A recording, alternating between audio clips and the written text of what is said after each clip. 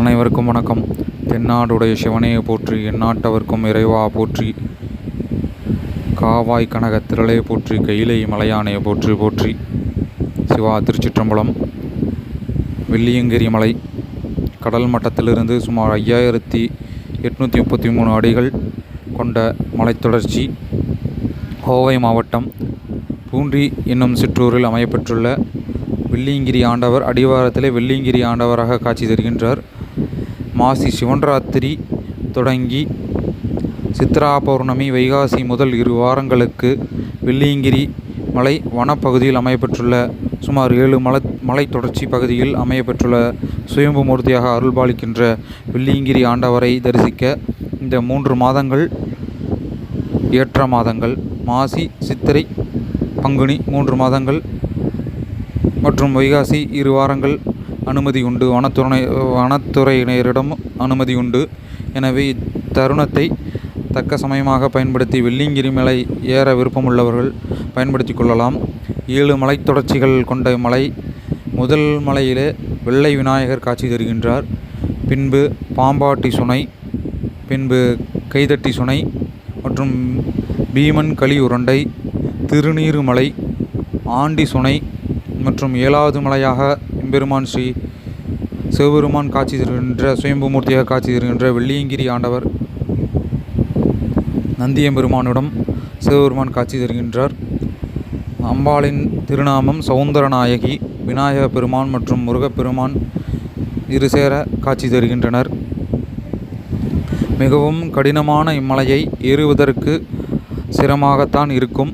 7 மலைகள் கடந்துதான் சிவபெருமானை தரிசிக்க முடியும். எனவே இணைய நோய்கள் உள்ளவர்கள் இம்மலையை ஏற அனுமதி கிடையாது. எனவே இம்மலையை ஏற தகுந்த உடற்தகுதியுடன் இருப்பவர்களே ஏற முடியும். கீழ் அடிவாரத்தில் உள்ள வெள்ளியங்கிரி ஆண்டவர் சன்னதியிலே தரிசனம் செய்து கொண்டு பின்பு அங்கே மூங்கில் தடிகள் விற்பனை நிலையத்திலே மூங்கில் தடிகள் வாங்கி கொண்டு இரவு நேரம் மிகவும் ஏற்ற நேரம். காலை பொழுதிலே ஏற வெயில் கடினமாக இருக்கும். எனவே தண்ணீர் பற்றாக்குறை ஏனைய காரணங்களால் தங்கள் இரவு நேரத்தை ஏற பயன்படுத்தி கொள்ள வேண்டும். 7 மலைகள் ஏற சுமார் 4 மணி நேரங்கள் முதல் 5 மணி நேரங்கள் ஆகும்.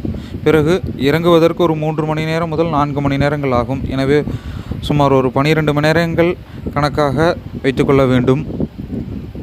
அதுக்கு தகுந்தாற்போல் நீங்கள் தயார் செய்து கொள்ள வேண்டும். உணவு மற்றும் தண்ணீர் தங்கள் தேவைக்கேற்ப கொண்டு செல்ல வேண்டும். செல்லும் வழியிலே நிறைய கடைகள் உள்ளன. இருப்பினும் தங்கள் தேவைக்கேற்ப உணவு மற்றும் தண்ணீர் கொண்டு செல்ல வேண்டும். ஒரு சில நேரங்களிலே பாம்பாட்டி சுனை மற்றும் கைதட்டி சுனையிலே தண்ணீர் வரலாம். எனவே அங்கே தாங்கள் தாகசாந்தி ஏற்படுத்தி கொள்ளலாம்.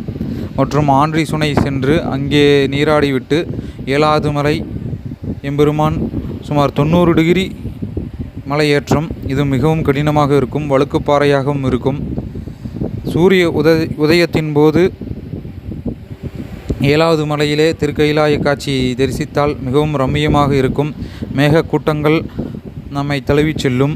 பஞ்சபூத ஸ்தலமாகவும் இது அமையப்பெற்றுள்ளது. எனவே இத்தக்க சமயத்தை சிவநேய செல்வர்களும் சிவபக்தர்களும் பயன்படுத்தி கொள்ளுமாறு பணிவன்புடன் கேட்டுக்கொள்கின்றோம். வெள்ளியங்கிரி மலை மிகவும் ஏற கடினம்தான். இருப்பினும் தங்கள் உடற்தகுதியை மேம்படுத்தி கொள்ள இம்மலையை ஒரு சவாலாக ஏற்று வெள்ளியங்கிரி ஆண்டவர் மற்றும் சௌந்தரநாயகியை தரிசனம் செய்து சிவனருள் பெற வேண்டி பணிகின்றோம். தென்னாடுடைய சிவனையை போற்றி, எந்நாட்டவர்க்கும் இறைவா போற்றி. அப்படியே சேனலை சப்ஸ்கிரைப் பண்ணிங்க, லைக் பண்ணிங்க.